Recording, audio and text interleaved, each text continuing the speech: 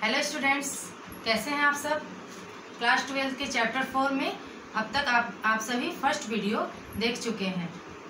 Reproductive health में ये मेरा सेकंड वीडियो है, जिसमें हम अगले टॉपिक के बारे में पढ़ेंगे। फर्स्ट वीडियो में मैंने आप लोग को परिवार नियोजन और उससे संबंधित और भी परखनली शिशु के बारे में बहुत अच्छे से उसमें डिटेल में पढ़ा दिया था। अब ये फोर्थ चैप्टर का ये सेकंड वीडियो है जिसमें कि हम अगले टॉपिक के बारे में पढ़ेंगे। इसमें एक अगला टॉपिक है उल विभेदन, एमनियोसिंथेसिस। उल विभेदन क्या है? एमनियोसिंथेसिस जो है वो गर्भस्थ शिशु की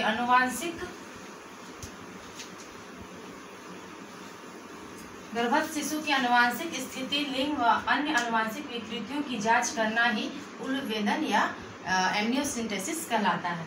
एमनियोसिंथेसिस क्या है तो उसको हम डिटेल में देखते हैं कि जैसे कि ये फीमेल रिप्रोडक्टिव सिस्टम का फिगर बना हुआ है। इसमें ये जो गर्भस्थ शिशु है इसके चारों तरफ एक एमनियोटिक फ्लूइड पाया जाता है, जो कि चारों तरफ फ्लूइड से भरा होता है। इस फ्लूइड के अंदर एमनियोसिंथेसिस में क्या करते हैं कि इस फ्लूइड को सिरिंज के द्वारा निकाल लिया जाता है और उसे लैब में टेस्ट किया जाता है।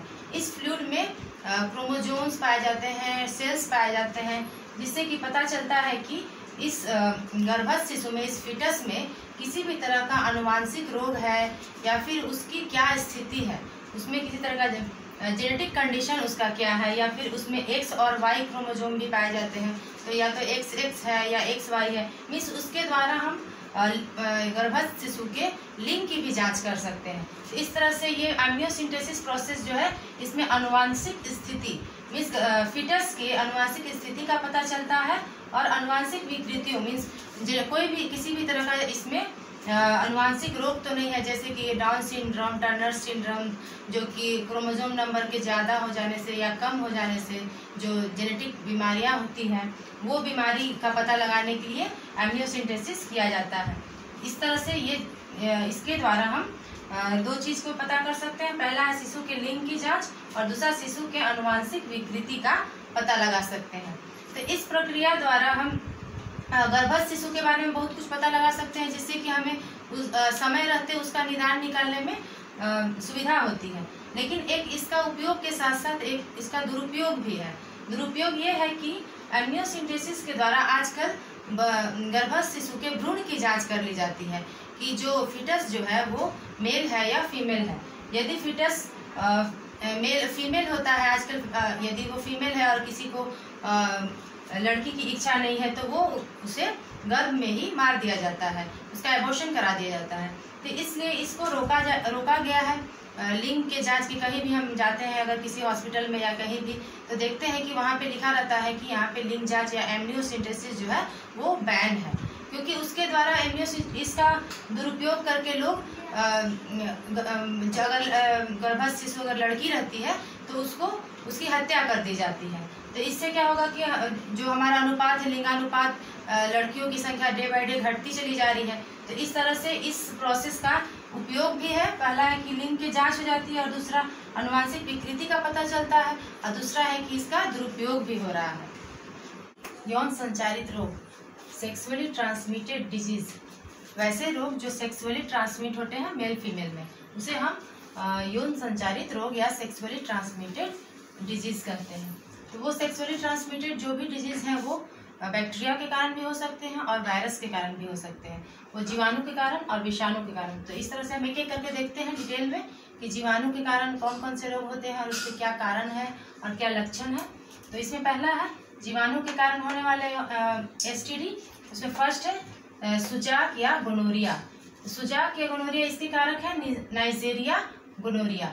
तो यही इंपॉर्टेंट है। इसमें सबसे पहले आपको एग्जाम में नाम पूछा जाता है कि जीवाणु के द्वारा होने वाले सेक्सुअली ट्रांसमिटेड डिजीज का क्या नाम है, तो वो है सुजाक और उसका कारक पूछा जाता है नाइजेरिया और गोनोरिया, और लक्षण है उसका कि मूत्र त्याग के समय जलन।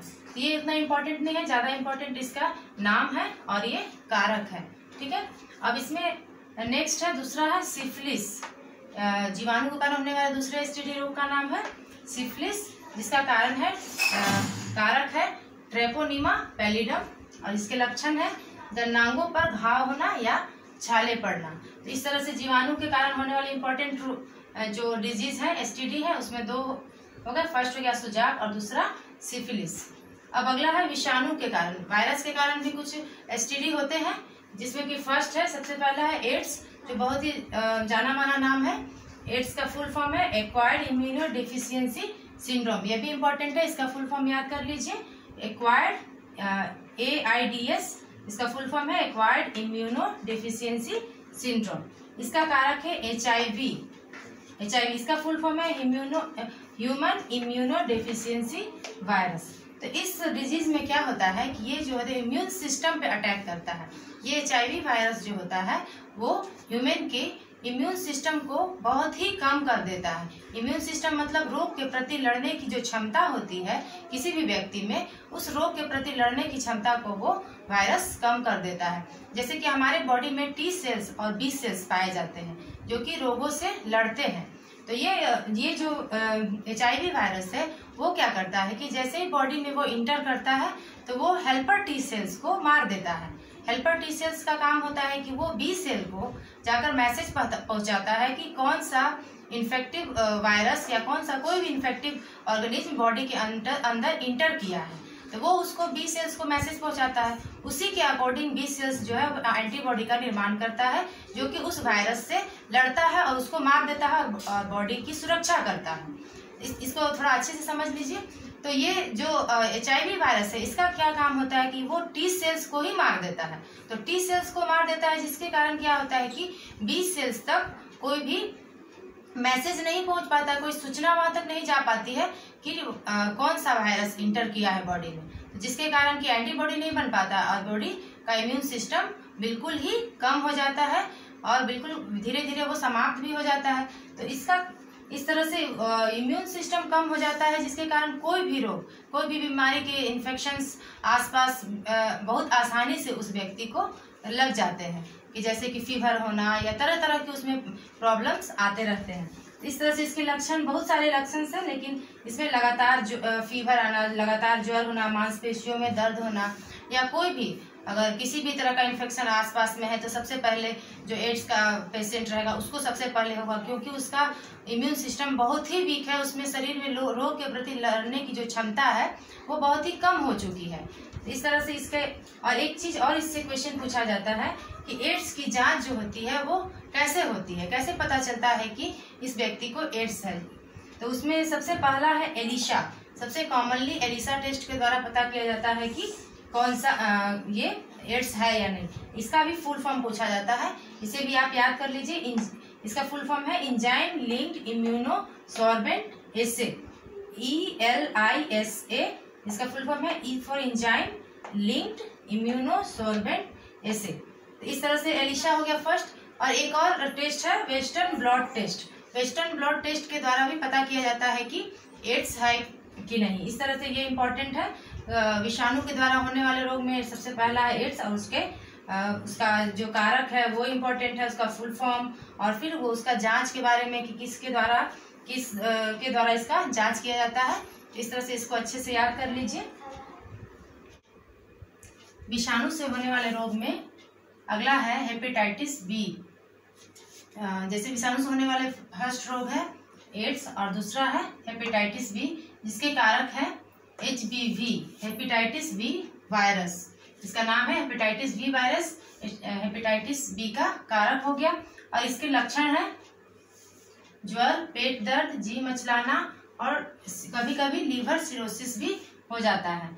तो जो भी विषाणु के द्वारा जो रोग होते हैं हेपेटाइटिस बी, इसमें फीवर, रेगुलरली फीवर आता है, पेट दर्द होता है, जी मिचलाता है। वो मेनली उसमें लीवर पे वो अटैक करता है और लीवर सिरोसिस भी उस कंडीशन में हो जाता है। तो इस तरह से इसके कारक को याद रखना है, ये इम्पोर्टेंट है।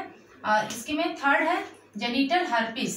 जेनिटल हर्पिस इसका कारक है टाइप 2 हर्पिस सिम्प्लेक्स वायरस।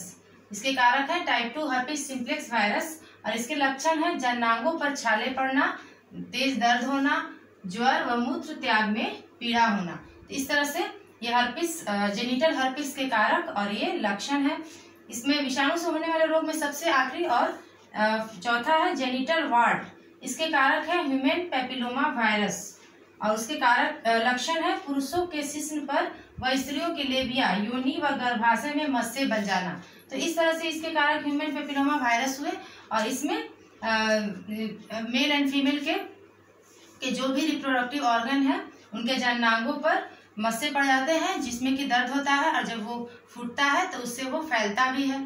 तो इस तरह से ये जो भी जितने भी थे ये एसटीडी थे, बैक्टीरिया और वायरस के द्वारा होने वाले ये सभी सेक्सुअली ट्रांसमिटेड डिजीज थे, जिसको मैंने बहुत ही डिटेल में बता दिया है। इस तरह से ये आपका चैप्टर 4 कंप्लीट होता है। चैप्टर 4 बहुत लेंदी नहीं था, बहुत ही छोटा था और सिंपल था, जिसको मैंने 2 भाग में कंप्लीट कर दिया, फर्स्ट वीडियो और ये मेरा सेकंड वीडियो था। इस तरह से आपका चैप्टर 4 कंप्लीट होता है।